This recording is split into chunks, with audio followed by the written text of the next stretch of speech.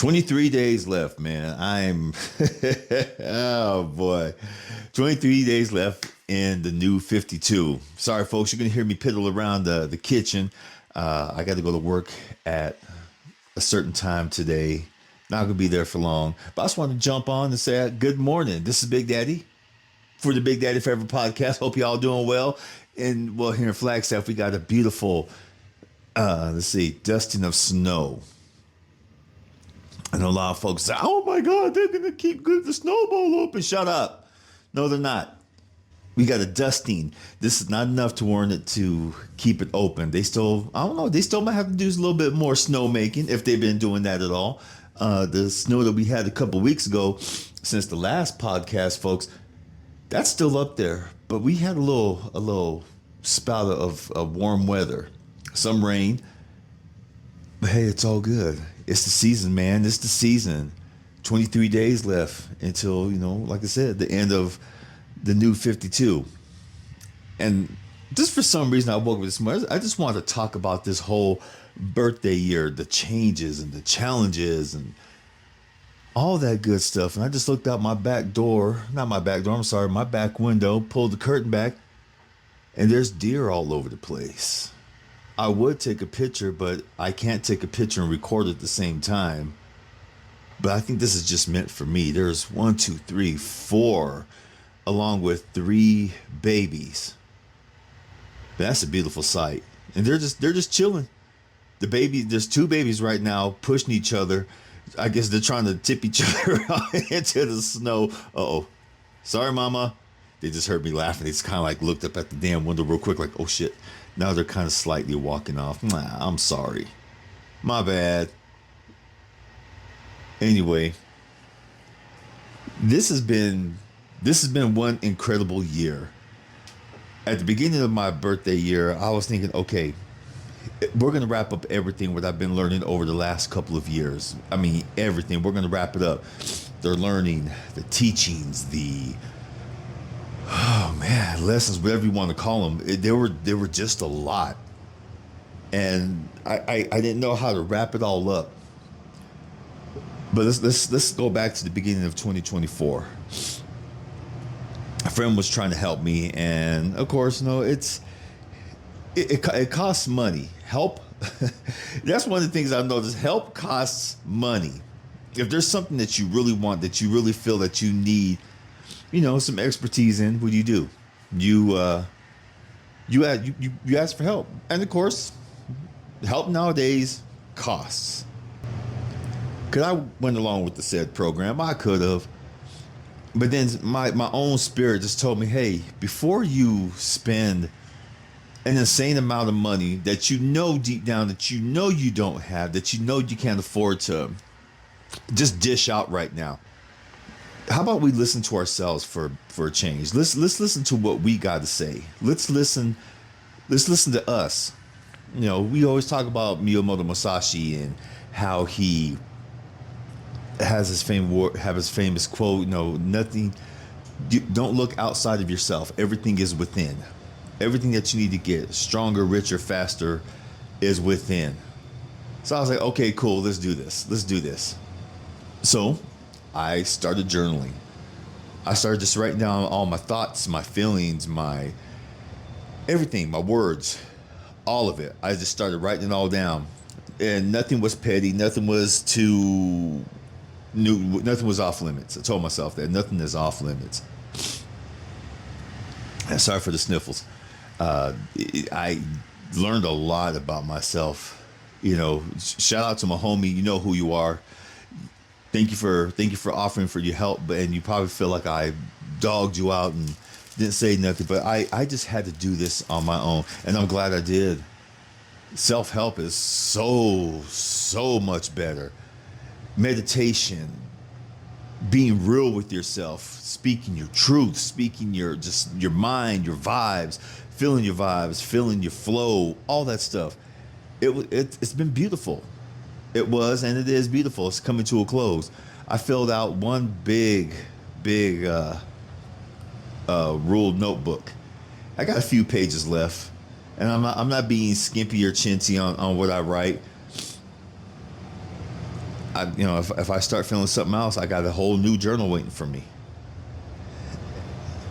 I guess the point I'm trying to get is that the new 52 was life changing. I went to a medicine ceremony. I've had I was tested on friendship. I was tested on family. I was tested on my grit, my integrity. I was tested on everything, folks. Do I feel I failed more than I succeeded? No, I feel I failed more. I mean, I succeeded more than I failed. Hell, I started playing the djembe drum, because of the medicine ceremony. Met a homie there who, he was a mirror of me, of someone who I could have been. And I know the whole Transcendence family that was there, those folks, we were like mirrors of each other, and I loved it. It was damn cool, and I wouldn't change it for nothing. You do meet people who are reflections of you. You do fall in love with those different versions of yourself. And I did. I fell in love with them. I fell in love more with my family too. I fell in love more with myself. I fell in love with the few friends I have. It's just been a beautiful experience. The whole new 52. I have to say that the biggest takeaway of all was my self-love. For the longest time, y'all know, if y'all been listening to the podcast last couple of years, I am very damn hard on myself. But it wasn't getting me anywhere.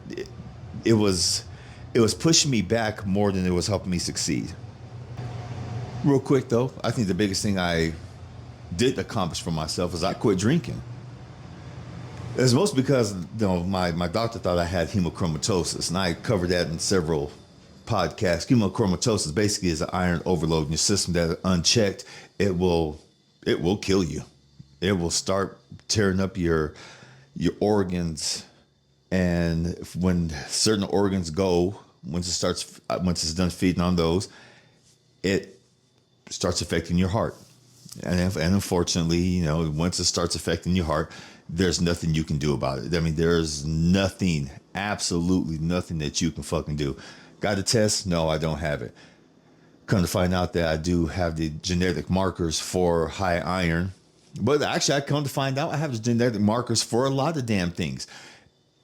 And listen to my family last night. Well, last night went down to Phoenix because my aunt is sick. She's in her final stages, and I had to go say goodbye. I'm going to miss her physically. I'm going to miss her hugs. But this just means the way I view life and death, it's just a transition. We just get to have a different relationship on a more powerful spiritual level. She'll still be around. She'll still mess with me and and tease me and call me Philemon. Yes, she calls me Philemon. That's her nickname for me. Other people tried to call me that when I was a kid. Philemon, shut up. You call me that. That's hers. Fuck off. Did I get slapped in my mouth a lot behind it? Yes, I did, but I don't care because, when certain things are for certain people, you stick with that. That's just me. But I also realized that her transitioning means that much more harder and more powerful for me. I got to start living life just that much more better, that much more sweeter. She did have a good life. She had a rough life, but she had a good life. She doesn't regret any of it. She doesn't, she don't give a fuck. And even though she was laying on the bed, she can't talk. She can barely open her eyes. She's very weak. We were talking to each other spiritually. We were feeling each other's energy. And my aunt, she was there for me in ways that no one else was. Not even my grandma. In junior high, me and some friends went to a school dance. We were beyond trashed. We were drinking wine coolers, and we weren't taking our time. We weren't going slow with them. Hell no, we were chugging them damn things. And when we got to the dance, it just kept creeping in, and oh my God, we were gone. Okay, we were gone. Got in trouble. They found out, thanks to some little punks who were, I think they're drunk. Oh my God, I think they're this. So they came and got us. We went down to the office, and the principal was threatened to take me to juvenile. I told him, man, do what you got to do. I said, man, you over here threatening me and stuff like that. Do what you got to do. Okay? It's your choice. I'm caught. There's consequences. So he's like, no, you call someone to come get you. Okay? Please call someone to come get you. We're not, no juvenile, no nothing like that. I said, okay. My Auntie Lola came to get me. And she she just kind of looked at me and looked at me. She just chuckled. She goes, if you can't handle your damn alcohol, don't drink. I said, she goes, so what did you drink? I'm like, let me tell you. Yeah, that was my auntie. When there was a restaurant called El Charro, and they used to, this was way back in the day, they used to sell 10-cent sopapillas. Yes, that's an Arizona thing. A sopapilla basically is a tortilla deep fried. It puffs up, and you've put all kinds of honey, or some people put powdered sugar on stuff on it like that, just like a fry bread. But no, sopapilla is different. Sopapilla is a complete different ball game. If you put powdered sugar and all that other stuff on the sopapilla, man, you know what? You ain't Mexican. I said it. You ain't Mexican. You grab honey and you smother that shit. You smother it from head to toe. You crack it open a little bit. You dump as much honey as you can on the inside. You get diabetes that way. You lose your teeth. But that's just how you eat it. If you've been to any Mexican restaurant here in Arizona, actually, except for a few places, there's a few places that don't serve sopapillas. So I don't fuck with them. I don't go over there. They get none of my money because they ain't got sopapillas. I'm serious, folks. I've gotten up and I've left in the middle of a damn order. Do you have sopapillas? And they look at me. I'm sorry, sir. What? Sopapillas. And then I describe what it is. We have sopa, soup. I'm like, you know what? I'm good. And I just kind of hand them. I'll go somewhere else. Like, well, sir, is there some way we can get some? We can get that for you. No. It's okay. It's like when I was during my second marriage. My then wife, we went to her family's restaurant. Her family didn't own the restaurant, but there was her kinfolk. Went to the restaurant asking for sopapillas, and they sat there. They looked at me like, what? And finally, one of the girls got, you from Arizona? I said, yes, I am. She goes, see, that's an Arizona thing. Sopapillas, that's an Arizona thing. I said, y'all serious? Yeah. She goes, dang. She goes, I'm over here, and the waitress told you. I was thinking, look at you, like, what kind of Mexican are you? What kind of Mexican are you, punk? Shit. Anyway, my Aunt Loli, I'm gonna miss her. I am. She's she was one of a kind. She lived her life. She did exactly the way she wanted to do, and she was the one who was always telling me to Philip, just live your life. Everyone's gonna try to have a say, or try to control you, or try to have something negative or positive to say about your life. She said, Mijo, just live your life. And she kept telling me that for years and years and years and years, and I didn't listen because other people's words were just so negative and so powerful that I just fuck. I sat back on the way home last night, coming up from Phoenix. Me and my brother, we were driving, and all kinds of flashbacks last night just kept going through my head of the conversations me and her had, and I really kicked myself in the ass for not listening to her. And there was a few times I talked to her on the phone. She said, "You're still in your head, aren't you?" I said, "What do you mean, Auntie?" She goes, "You said you wanted to be a comic book writer. You wanted to be this. You wanted to be that." She goes, "You have the other voices in your head still, and they're not yours." She goes, "You need to quit letting all these fools, these fuckers live rent free in your head, mijo." She goes, "Please." She goes, "Come on." She goes, "What's it gonna take?" She goes, "Stop being fearful." She goes, "I've read your stories. I love your stories, your poetry book." She goes, "Why aren't you doing this?" I said, "Honestly, Auntie, you know what? I'll tell you why, folks. I'm going to tell you, you're going to be the first to hear it too, okay? Because here's something I finally just had a revelation about on the way home, but now it's clear because I actually finally admitted it. I said, Auntie, you know what? The only reason, you know why I haven't done all this? I said, maybe because I'm waiting for one person, you know who that is, to finally say, hey, you know what? Live your life. Do what you got to do. I have your back. I said, but Auntie, you know what? I realized that one person is never going to fucking say it. She is never going to say it because she is selfish. She is just selfish. She wants what she wants. And as long as we're around, who gives a fuck? We can do our thing, but as long as we're around. I said, damn, this person didn't want us to act like she didn't want us around for years because she was too busy with somebody else. I said, that's why you protected me the way you did, Auntie. I said, there it is. There's the damn truth. I said, but I also realize now that saying out loud, I don't care no more. I have to do for me. And just saying it out loud right now just really kind of makes me fucking sad because I know I'm going to leave Flagstaff with bad feelings again. But I also know that after saying it out loud, I'm not going to. I can't afford it no more. And she was sitting on the phone. She kind of sat there for a second. She was like, okay. How do you feel now? Now that you've said it, how do you feel? I said, I feel good. She goes, you keep that damn feeling. She goes, please go live your life. She goes, there's so many things I wish I could have done. She said, but I didn't. She goes, I'm sitting here now just thinking about it all, mijo. She goes, I don't. Please. You've always had that creative spirit. She goes, she goes, the one thing that has set you apart from all your cousins is that you were the only child who was born during this whole time. Not your brothers, not your cousins, not even my own kids. You were the only child born in 1972. She goes, you have not ever really gotten along with anyone.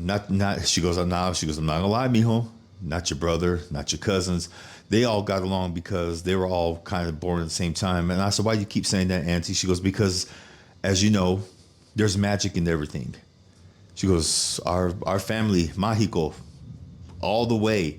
She goes, we're witches, we're brujas, whatever you want to call it. She goes, we're all that. We're healers. She goes, but most of all, you were surrounded by a bunch of women who were a bunch of bitches. She goes, yes, we teased you. Yes, we tried to toughen you up. She goes, but we did it the wrong way. She goes, on my half, she goes, I'm sorry. She goes, when you needed love, we teased you. When you were being sensitive about your feelings, we teased you. And it closed you off. She goes, I know it did. She goes, I see it sometimes. She goes, I see it how we even interact now. She goes, you're kind of closed off because of everything what happened. She goes, and I'm sorry. She goes, but what's done is done. She goes, it's our fault. She goes, but please change it. She goes, it's not. She goes, it shouldn't be up to you to change it, but please change it. She goes, how old are you now? I said, I'm 52. She goes, how many summers do you have left? And that just kind of kicked in, that ringed in that saying, because she was the one. She's the one who I always heard her say. She goes, I got more summers behind me than I do ahead of me. She goes, I'm milking my life, and she has. She has milked the fuck out of her life, and that's inspirational. It really is. And looking at all my elders now, I only have aunts left. All my uncles are gone. Well, except for my uncle Steve. He's the only one left out of all his brothers, alive and kicking, and all the sisters are still alive. And it just made me wonder, okay, what all these years, what have I been doing wrong? And I even asked that, was I doing something wrong this whole time with my life that everyone feels and has felt that they have had this need just to try to tell me what to do, discourage me from doing certain things? She goes, yeah, because they're fearful. She goes, you've never been fearful. She goes, we put fear in you. She goes, and that's not fair. It's not fair that we didn't encourage you and strive to push you further and further. And if you hear me walking around, folks, I'm sorry, just quick thing. I'm piddling around the house, making my coffee, just doing my household shit. So don't pay attention. But she went on to say, she goes, just please live your life. You have this one damn life. Don't let your mom, don't let your brother, don't let your sisters, anyone tell you what to do no more. She said, you have so much talent to write, to create. She goes, did you know I've actually listened to your podcast? I said, did you? She goes, yeah, you talked a lot of shit. And that's kind of, well, you know, Auntie. She goes, no. She goes, the problem with this family is that no one wants to hear the truth. Everyone wants to speak it, but no one wants to hear it. Everyone wants to think that their words are the correct words, she said, but no one wants to hear the correct words. And that fucked me up there for a second. Sorry. It fucked me up there for a second because I was like, well, I'm not saying it to be hurtful. I'm saying it because, well, it is the damn truth. She goes, I know. She goes, I heard the one about the house. And I kind of got quiet. I was like, oh, God damn it. Because I did mention her in there. I did mention her in there a few times, and it broke my heart at the same time to mention her like that. But I had to. So I just kind of, Auntie, you know, I just want to say I'm sorry for that. She goes, why? She goes, was it your truth? Did you tell the truth? I said, yes, I did. It was hurtful. That was all of our house. It shouldn't just been gone to one person. She goes, well, mijo, things happen whether you want them to or not. She goes, didn't you say that on the podcast? I said, yes, I did. I said that on the podcast. She goes, and she just kind of got quiet. She goes, I'm sorry for all that happening. She goes, I really am. I really am. She goes, that should have been all of our house. She goes, maybe then Bond would still be alive, like your mom said. And I was like, maybe not. We'll never know. I said, sometimes life just has different plans, doesn't it? I said, do I believe in predestiny? I said, absolutely not. But I said, sometimes life just happens. Life happens in the way it's supposed to happen, and we make choices along the way, and we don't look back, right? She goes, no, mijo, we don't. She goes, so please, I want you to promise me something. You know, she goes, because you know I'm sick and I don't have that much time left. She said, please, live your life. You tell everyone to kiss your ass, to fuck off. She goes, I know. She goes, my mouth. She goes, it's all kinds of cochinadas and caca right now. But that's what I loved about her, man. She just spoke her damn truth. Seeing her laying in the bed yesterday and just touching her hand and, you know, talking to her spiritually and stuff like that. Me and my aunt had it like that. And I don't give a damn if people don't believe in magic or not, don't believe in the energy, don't believe in any of that. I don't care. In my family, it's real. And me and my aunt, we just had a bond. Now, there was more times I talked to her spiritually than I did on the phone or verbally. There was times that, you know, everyone was like, I'm gonna go check on Loli, go do this, go do that. Okay, cool. I'll check in on her too. I would sit down and start meditating. Auntie, hi, you good?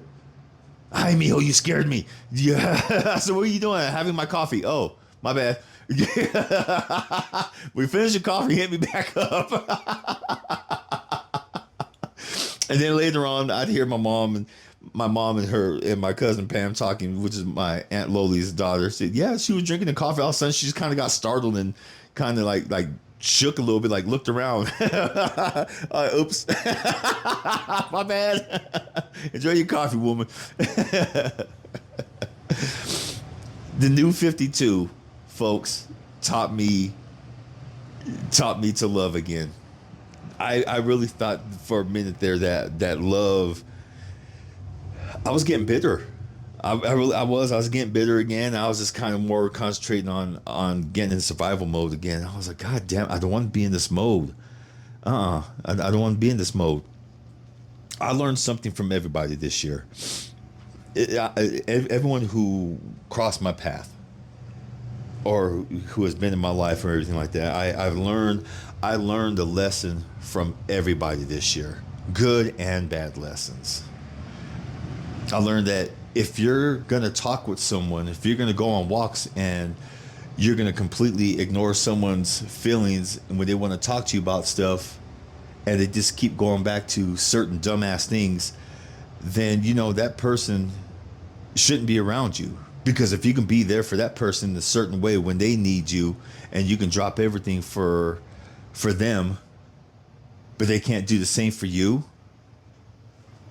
You guys are just on whole different levels. You're out of whack. You're out of balance.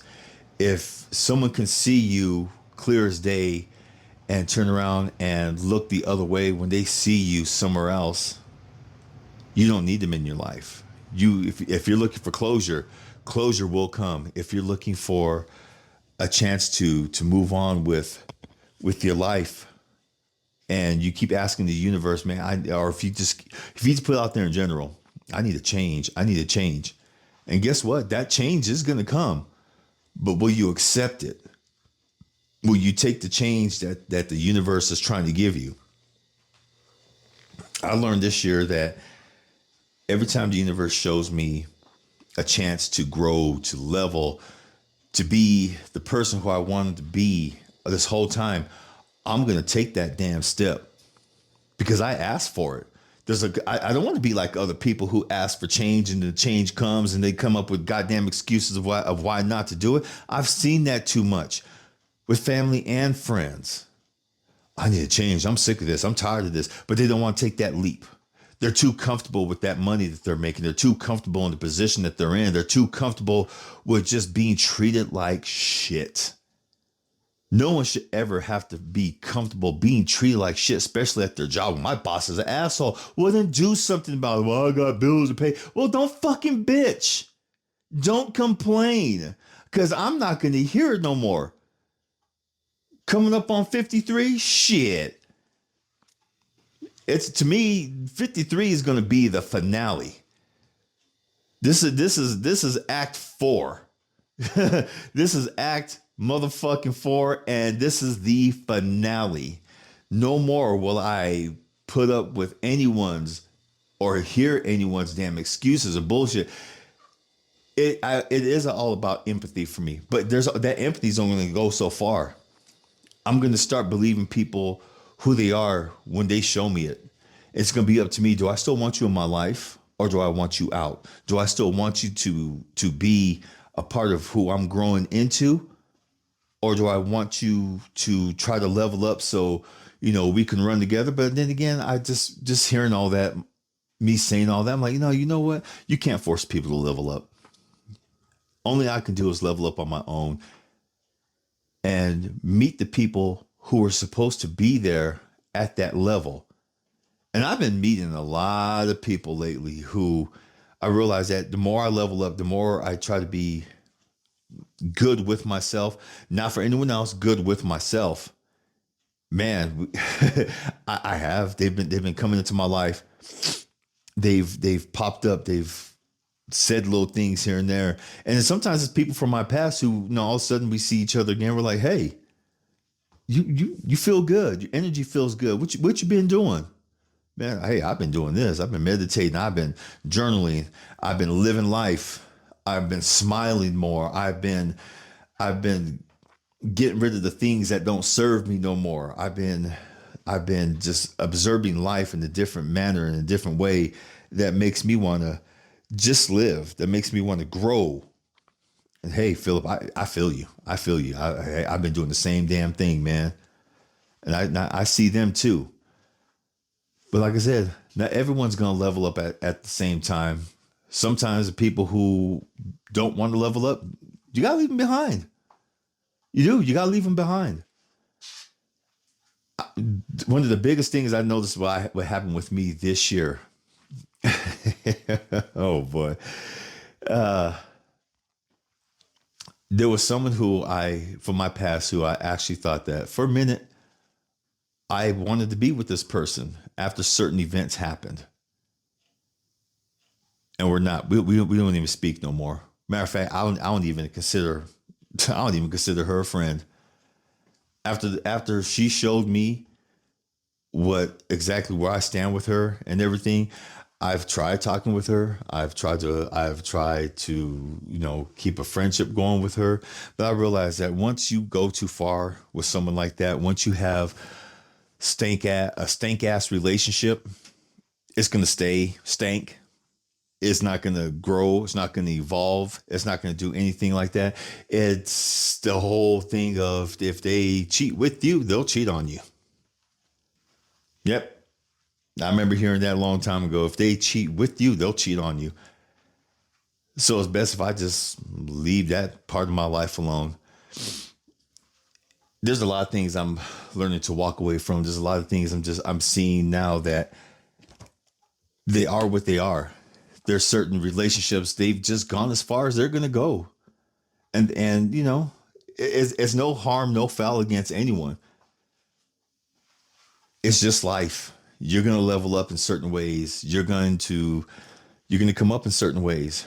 The certain things are going to attract you. Certain things are going to, you know, well, how can I put it? As someone told me a long time ago, this is my bubble. I love it. I don't care. Cool. Everyone has their bubbles. Everyone has their comfort zones. Everyone has their peace, their space of what they want, of what they love, and what they're going to do. Personally, I see no limit to my bubble. I see no limit to my comfort. If people want to be stuck in their ways and not level up and just do certain things, hey, you know what? More power to them. More power to them. And a lot of people have asked me that too. How, you know, Big Daddy, what can I do when people just don't want to grow and level up? I said, sometimes you got to leave them behind.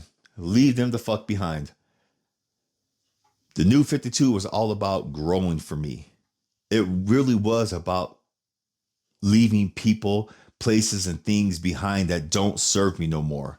It's about not trying to let certain things or events hold me back. I've learned that no matter how much I want to spill my guts out to people, because I still got to talk to people. I'm not, you know, I still have feelings, but I've also learned I got to be careful who I let my feelings out to. Everyone has to be careful who they let their feelings out to, because not everyone's going to be reciprocated or reciprocal of those feelings. And they're going to sit there. They're going to try to keep changing the subject on you. They're going to try to segue into different shit. And after a while, when they come around, it's like, because I've had a few people, hey, well, how come you don't talk to me about stuff no more? Well, this is what you did. Shit, the fuck am I going to talk to you about anything if I try to talk to you about something?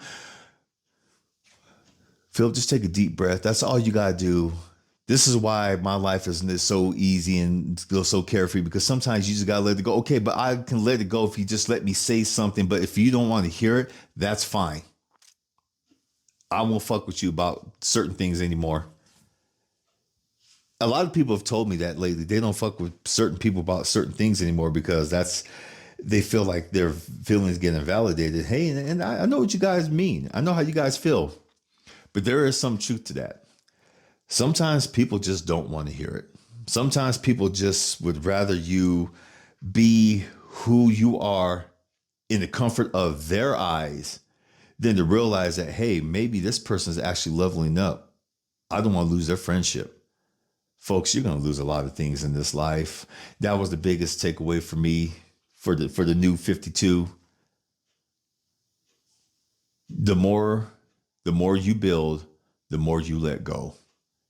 And I've had to learn to let a lot of things go, especially after the talks with me and my aunt had. There's certain things you just got to let go.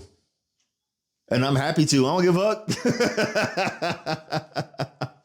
I don't want to stay stuck in the same spot I am years from now. Hell, and I've said this several times, I shouldn't be at my age still living with my mom. Yeah, things happen. Yes, she let me live here. Yes, I need my damn space. I need my space so bad. But I'm fighting a whole bunch of energies. My energy of, we're going to do this, we're going to get on our own, as opposed to, no, don't leave. Stay here. We're family, blah, blah, blah. But lately, the energy of stand on your own has been becoming more dominant, more prominent. And the next time I really have a good long podcast after I turn 53 is going to be really from the new place and space I'm going to be in. Put a stamp on that bitch. Boom. Anyway, folks, thank you for listening. I'm just rambling. But I'm glad I got a lot of stuff out. I'm glad all this stuff that's been going on in my life. My aunt, bless her soul, she's transcending into a new life, and she'll still be around. Like I tell people, she'll still be around. You just get to have a different relationship with her. And then some folks say, no, but it's not fair. No, welcome to life. Life is not fucking fair. It really isn't. Life is just life. It's not fair. It's not good. It's not even. It's not this and it's not that. Life does what life does. It's up to us to make sure we make the most of it. Damn, I think I just helped myself right there. Anyway, folks, I love you. I got to get going. I'm going to tear up this food. I'm going to tear up this coffee. Thank you for listening once again. A shout out to all my truths out there who we've been having these high level conversations with. Thank you so much. Without y'all, I don't think I can probably go another step forward, because we play off of each other. We give each other inspiration. You know who you are. You know who you are. Someday I'll name drop, but I'm tired of name dropping. I love you. Take care. And as always, you know what to do about this time. Mwah! Big old kiss. Peace.